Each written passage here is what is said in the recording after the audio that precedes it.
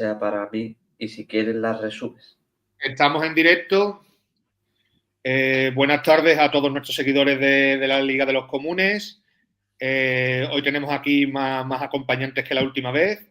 Y bueno, ya conoceréis a Raúl, camarada que empezó el proyecto de la Liga. Tenemos a Alex, que también es conocido aquí en la Liga de los Comunes y siempre es un placer tenerle aquí. Y tenemos a Salva también hoy, que ya lo habéis visto, es el administrador de la cuenta Literatura Hispánica y es un placer también tenerle aquí. Así que sin más dilación, vamos a los temas candentes un poco. Así que de primer tema, ¿qué os parece que toquemos lo que ha acontecido con el Papa, la muerte del Papa, que nos ha traído estos 12 años, don Francisco y tal? Así que si quiere que empezamos por mi derecha, creo que está, vamos, por mi izquierda, Raúl. Así que te dejo. Bueno, pues, a ver, tampoco es que yo tenga un inmenso análisis sobre lo que puede o no puede ocurrir en el Vaticano, pero bueno, pues para los creyentes, pues sí que es verdad que, bueno, siempre la muerte de un papa es algo más que simbólico, ¿no? Quiere decir que a partir de ahora el rumbo de toda la Iglesia Católica como institución, no solamente religiosa, sino como institución política, está ahora mismo no a la deriva, porque evidentemente hay una administración vacante, pero sí que es verdad que ahora ciertos dogmas que evidentemente unos más que otros están siendo discutidos en el panorama católico y no católico, porque recordemos que la Iglesia Católica es universal y que por lo tanto, aunque no sean seguidores muchos cristianos de la Iglesia Católica porque se predican pues con el protestantismo, anglicismo, evangelismo, Jesucristo de los Santos de los Últimos Días, de las 7 Palabras, etcétera, el Sagrado Corazón de Jesús, siempre están realmente, incluso los ortodoxos, a emérite geopolítica del catolicismo, ya que sigue siendo la rama más grande porque es la indivisible eh, dentro de la fe cristiana. Muchos dogmas, como pues pueden ser, por ejemplo, los últimos del Papa Francisco, que le han dotado de una popularidad más políticamente izquierdista, progresista, al pronunciarse sobre la comunidad LGTBI, al pronunciarse también sobre el matrimonio homosexual, bueno, matrimonio, unión civil, eh, y sobreponer la moral muchas veces y la ética muchas veces por encima de lo que vienen siendo los intereses institucionales de la Iglesia. Yo evidentemente no puedo dar un análisis profundo, pero sí que es verdad que dentro del catolicismo, pues evidentemente hay figuras que ya se están representando, como el padre Calvo Zarreguti, si no me equivoco, pues yo no pronuncio, no sé cómo se pronuncia bien su último apellido, el padre José Calvo Zarreguti, ¿no? Que yo creo que hace un análisis muy merecido de cómo es la protestantización de la Iglesia Católica. Que yo ahí sí que puedo estar de acuerdo con muchas cosas y que después del pacto de Letrán, pues evidentemente la Iglesia ha tomado un rumbo que geopolíticamente, y no estamos hablando de fe, sino políticamente, le ha llevado a la derrota, al fin y al cabo. Porque, por ejemplo, escisiones del cristianismo, como es el protestantismo, que son mucho menos de la mitad que el catolicismo, tienen mucho más poder de influencia que el mismo catolicismo. Y esto es debido, en mi opinión, y ahí lo dejo, porque los países culturalmente católicos han abandonado la institución religiosa del catolicismo de manera política, y se le suma también que con el desarrollo histórico de estas naciones culturalmente católicas, pues también han sido derrotadas en lo político. Entonces, pues bueno, yo no me atrevo a analizar más, así que yo lo dejo ahí. Quizás pues tener un invitado que sí sepa profundizar en estas cosas, pero ya sabéis que yo, pues amante lo hablamos antes fuera de cámara, de la Semana Santa, creyente, que tampoco es que tenga una devoción enorme, como muchas veces se ha visto aquí en Andalucía, etcétera, un folclore, en fin. Pues dentro de las hermandades, de las cofradías, de las iglesias y de las parroquias, por lo menos aquí en el sur, de las diócesis, se le critica mucho al Papa. No es que en demasía, pero sí que es verdad que muchos organismos, muchas instituciones, muchas hermandades y muchos grupos que existen dentro de la sociedad católica han visto un deterioro de las tradiciones católicas con respecto a una necesidad de modernizar la Iglesia Católica en base a protestantizarla. Y ahí me quedo. Muy buena. La verdad que yo estoy en muchos puntos de los que tú has hablado, estoy muy a favor de lo que has dicho, vamos. Pero vamos, doy paso a Alex y que nos cuente él un poco qué piensa. Pues mira, yo tampoco soy conocedor demasiado de la Iglesia Católica, ni siquiera de la figura de este Papa, pero creo que Raúl ha dado con la clave cuando, lo último, ¿no? Dice, no, es que la Iglesia se ha visto en la necesidad de modernizarse, ¿no? Y lo ha hecho a través de la protestantización. Y es que tiene mucho sentido porque al final lo que entendemos como progresismo o progresía, ¿de dónde viene? Pues viene precisamente de los países protestantes, ¿no? No se entendería toda la polémica que ha podido generar Bergoglio sin esta afinidad que tiene hacia esto que entendemos, ¿no? como la izquierda indefinida, por así decirlo. Por mucho que parta desde una plataforma como podría ser la Iglesia Católica, ¿no? Y con todo su universalismo, etcétera. Pero sí que es verdad que al menos a lo que nos ha llegado más a la gente, a la gente de a pie, que a lo mejor no estamos demasiado informados, es esa estética, por así decir, esa postura un poquito más cercana pues bueno, a según qué colectivos, ¿no? A según qué colectivos a lo mejor LGTBI. Esta también, no sé si aquí estaré equivocado o no, probablemente sí, pero he visto bueno, esta mirada hacia América Latina, no a Hispanoamérica o a Iberoamérica, sino a América Latina, ¿no? Y esto yo creo que, pues bueno, pues que tiene ese componente protestante, porque obviamente América Latina, ¿a quién les interesa? Pues a todos los anglos y a todo el mundo protestante. Así que, vamos, Raúl ha estado muy acertado con eso último que ha dicho. Ha estado muy acertado. Y bueno, y esa unión política, ¿no? Y ese desarrollo político que es el que ha podido a lo mejor mermar la influencia de la Iglesia, pues católica, pues totalmente cierto. Porque al final el protestantismo adquiere el alcance que adquiere porque las plataformas sobre las que se desarrollan tienen el alcance que tienen. Estados Unidos tiene el alcance que tiene y bueno, el Imperio Británico pues tuvo el que tuvo, ¿no? Entonces, bueno, en ese aspecto yo creo que tiene mucha razón, pese que a lo mejor no hable demasiado sobre la figura de Bergoglio, pero bueno, que mucha razón, mucha razón. Es muy interesante, Alex. Salva, ¿tu opinión? Bueno, si recordáis el debate que tuvo Gustavo Bueno con Carrillo en el programa este de Sánchez Dragó, hace ya bastantes años. ¿No? ¿Cómo? No sé si era negro sobre blanco o la negro sobre blanco.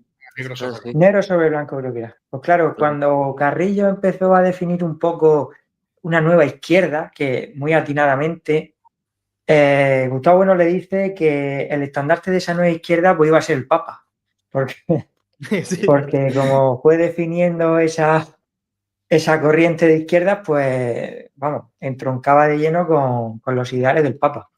Y un poco por lo que habéis dicho, ¿no? Que es una iglesia católica que ya no es católica, entre otras cosas porque, claro, una vez que cae el Imperio Español, que es un imperio católico universal, como bien ha dicho Raúl, pues ya le falta esa plataforma, ¿no? En la que pierde casi todo su poder. Entonces, pues, está totalmente protestantizada y nada, esperemos que el sucesor pues, intente reconducir un poco esta deriva, pero muy difícil porque ya te digo, le falta ese poder. Ni siquiera en los países de tradición católica como España, pues ya se estudian los sacramentos ni nada de esto. En los colegios, pues lo que tenemos es ética, ¿no? Ética, los derechos humanos y todas estas cosas.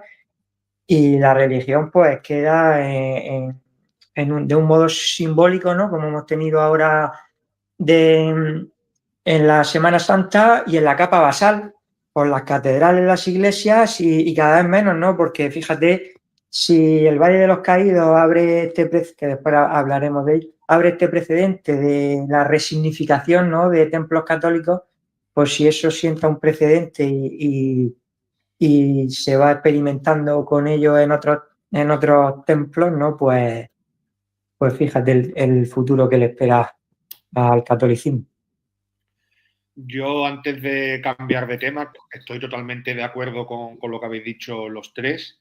Creo que un libro que, si no recuerdo mal, era el de María Elvira Roca Barea, decía que la Iglesia Católica llevaba 2 siglos de sumisión frente al protestantismo y que a la Iglesia Católica no le había quedado otra en esta pérdida de lo que fue el Imperio Español que asumir los pretextos del imperio dominante, que era el Imperio Británico, y que a través de esa secularización al final no le quedó más que tragar las ideas del protestantismo, y que hoy en Roma muchas de las ideas que maneja la Iglesia Católica pues son desgraciadamente protestantes. Otra de las cosas que más me ha llamado la atención en esta sociedad española, ¿no? O sociedad católica, porque su mayoría son católicas, es que muchos de los acontecimientos, y esto lo recalcaba Bueno en una entrevista, dijo: la gente en España es muy predominante a decir que ellos creen en Dios, pero no creen en la Iglesia Católica. Y decía, bueno, es curioso que crean más en algo que es metafísico que crean en algo que es tangible a lo largo de la historia, o sea, que se puede tocar con las manos. Y entonces, cuando creen en Dios y dejan de creer en la Iglesia, están abandonando totalmente el catolicismo, porque el catolicismo, si algo lo hace predominar, es las obras. Las obras son más importantes en sí que Dios como tal. Las obras en el catolicismo son los verdaderos pilares de esta religión. No tanto Dios, sino como las obras que se desarrollan a raíz de todo. Y también quería hacer una secularización, porque ayer publicamos un poco a Milei criticando al Papa, ¿no? Y era un tema bastante delicado porque la gente automáticamente, contrariamente a lo que yo pensaba, empezaron a atacar al Papa en la publicación que subimos, y yo me llamó mucho la atención. Porque, claro, el Papa es el diablo en la tierra porque defendía a los comunistas, tiene fotos con Hugo Chávez, no sé qué, no sé cuánto. Bueno, yo lo que no pude contestar, porque no me puedo poner a contestar a 300 mensajes, pero yo decía que verdaderamente estaban más cercanos el Papa a Milei de lo que pensábamos. Porque Milei al final es un liberal conservador y el Papa es un liberal. Era un liberal woke, era por el otro bando, más sociológico. Al final estaban más cerca los dos de lo que se podía asumir en primera instancia. Y conectando un poco también con lo que ha dicho Salva, me llamó la atención que Irene Montero saliera en defensa, ¿no? Que no me parece mal, pero salió en defensa del Papa, como el primer Papa que ha reconocido a la comunidad homosexual. Pues claro, porque la Iglesia Católica se ha dejado guiar por los derechos humanos. ¿Y quién controla esos derechos humanos? Pues bueno, pues el imperio dominante, o en el último siglo dominante, que es el imperio anglosajón. Y bueno, introduzco el segundo tema, que creo que es un tema que... Sí. Yo tengo una cuestión que a lo mejor está un poco relacionado con esto último que has dicho. Al final sí que vemos ahí esa tensión entre la izquierda y la derecha sociológica propia de un poco de las democracias burguesas, ¿no? Y de esos ciclos que tienen, ¿no? Pues que hay momentos en los que predomina uno y hay momentos en los que predomina otro. Este papa que, bueno, pues que ha fallecido, podemos ubicarlo dentro de este ciclo, ¿no? toma el cargo como papa dentro de este ciclo más progresista, pero es verdad, o sea, y precisamente por eso, ¿no? Se entiende lo de no, la iglesia se quería modernizar, etcétera, ¿no? Y por eso, pues, escogen a este papa. Pero precisamente como ahora estamos en un momento un poco como de transición, ¿no? En este ciclo de progresismo y conservadurismo, por decirlo de alguna manera, ¿vosotros creéis que la iglesia se puede anticipar a este cambio de ciclo y escoger a un papa un poco más conservador? ¿O creéis que va a seguir en la cuerda del progresismo? Pues os doy paso a ustedes, Raúl o Salva, el que quiera. Si también quieres contestar, Jesús, yo es que más que nada bueno, porque se me ha ocurrido y digo, hostia, puede ser una buena pregunta. Vale, sí, pero dejo que contesten ellos dos, después contesto yo y ya introduzco la siguiente cuestión que teníamos preparada. De acuerdo. Yo es que tenía otros apuntes diferentes a la pregunta que acabas de lanzar, Alex. Entonces, si te parece, Salva, contestar tú, ¿vale? La verdad que no tengo ni idea de por dónde van a ir los tiros. Yo cuando vea al nuevo Papa y vea cómo actúa, pues cuando no vea a Alberto Garzón y a Irene Montero y a toda esta gente que ha dicho Claro. que ha dicho antes Jesús comulgar con el Papa, pues entonces me creeré al Papa. Bueno, contestando yo antes de que tú introduzcas, yo sinceramente creo que al final, ayer nos decían un poco, es que la iglesia tiene que estar fuera de la política, es que no puede. Al final, el Papa como tal también está dentro de la dialéctica entre estados e imperios. Y al final la fuerza predominante, no ha sido casualidad que el Papa más woke de la historia haya estado en la época más wokista de la historia. Entonces, pues si ahora estamos en un momento en el que se va a volver un poco al ser más conservador, a lo anti-woke, pues seguramente sea más predominante que entre dentro del Vaticano un papa con esos tintes más conservadores, creo yo. Yo es que creo que no va por ahí tampoco. Puntualizar. Yo creo que los tiros pueden ir porque la iglesia haya visto su propia decadencia, ¿no? Y estén como intentando ahí salvar los muebles, porque el Islam, por ejemplo, que es una religión que está completamente en auge, pues no tiene estos complejos.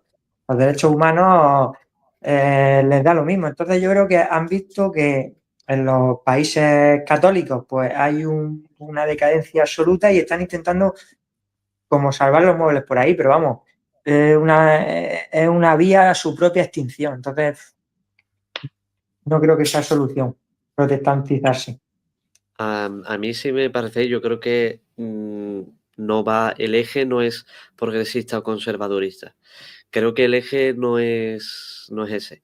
Creo que la iglesia se ha mantenido realmente saber muy bien en qué brazo caer, en realidad. Y creo que ahora mismo tampoco va a ser una excepción. ¿Dónde está creciendo ahora mismo la Iglesia Católica más en el mundo? En Asia. En Asia. Está creciendo en Asia, en Filipinas, en China, incluso en India, y está creciendo bastante. Y de hecho, y en África. Y en África también. Es decir, sacerdotes y obispos y cardenales que están creciendo y que tienen una opinión evidentemente influenciada políticamente por las naciones donde han crecido y donde han tenido que dar testimonio de su fe, pues están influenciadas políticamente de esas naciones y de las necesidades geopolíticas de esas naciones. Hay una probabilidad grande, muy grande, de que los dos sacerdotes, el de Filipinas y el del otro, que no me acuerdo quién era, creo que era Luis Antonio. Luis Antonio, que no es español ni es hispano, es de otro país asiático que ahora mismo no recuerdo. De Filipinas. De Filipinas. Donde evidentemente saben perfectamente cuál es la necesidad y cuáles son las dificultades que atraviesa el mundo católico con respecto a los otros continentes. Y tienen además la necesidad de los países de esas naciones. Entonces, creo que lo mejor que le podría pasar a la Iglesia Católica es que tenga un papa con perspectiva geopolítica de las naciones que están en auge, y qué mejor en auge, y esto lo ha hecho muy bien la Iglesia Católica, a pesar de todos los errores que ha tenido a lo largo de estos 40, 50 años, es crecer en Asia, porque también los países de Asia están creciendo económicamente. Cuidado, ¿eh? ¿Por qué? También hay que desmontar un dogma muy grande, y es que, claro, como yo dije antes, los protestantes, a pesar de ser menos de la mitad el número de los católicos, claro, los protestantes están precisamente a lo que yo decía en Asia. Los protestantes están en los países, en las potencias económica y políticamente fuertes en el mundo, o por lo menos en Occidente. Por eso ellos tienen tanta capacidad de influencia y tanta capacidad en los medios de comunicación y tanta capacidad de asestarle golpes morales a todo el catolicismo. Y golpes morales como, por ejemplo, yo creo en Dios, que es lo que tú has dicho, Jesús, yo creo en Dios, pero no en la iglesia. Cuidado. ¿Tú crees en Dios? Vale, sí, todo el mundo tenemos entendido que es el Dios cristiano, pero ¿en qué iglesia? Cuidado, yo creo en Dios, pero no creo en la iglesia católica. Ah, pues entonces vas a creer en otra iglesia. Ese es el antedogma, ¿sabes? Es decir, un ataque que desde aquí, yo lo escucho muchas veces, yo creo en Dios, pero no creo en la iglesia. Claro, hay que terminarlo. Yo no creo en la iglesia católica, pero a partir de ahora posiblemente que esté abierto a creer en otras iglesias, como es, por ejemplo, la capacidad de influencia que tienen aquí, pues, los adventistas, los evangelistas y los anglicanos, en España, ¿eh? En España. Cuidado.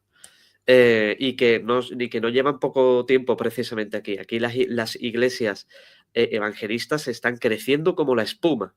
Estoy hablando de año 2025, Andalucía, ¿vale? También, quería decir, también los católicos lo hemos hecho muy mal aquí, ¿eh? Yo evidentemente tengo que hablar desde mi perspectiva.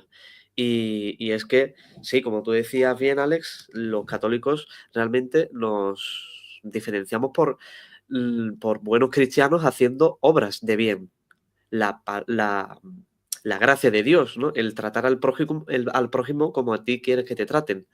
Pero claro, que muchas veces, yo hablo del sur, de aquí de Andalucía, hemos pensado más en dorar un paso de 7 metros de largo, lleno en oro, y en ponerle oros llena de joyas y lleno de oro el paso de la cofradía de la hermandad y demás, que en las obras de caridad, que en financiar operaciones de cáncer, en operaciones complicadas. Eso antes la Iglesia Católica pues no era así. Antes, yo vivo aquí en la localidad de Jerez de la Frontera, y antes el clero era toda una industria. Y aquí habían hospitales que eran de la Iglesia Católica, que eran públicos. Es decir, que eso de que la sanidad pública llegó con el bienestar y la democracia española es mentira, y eso es falso.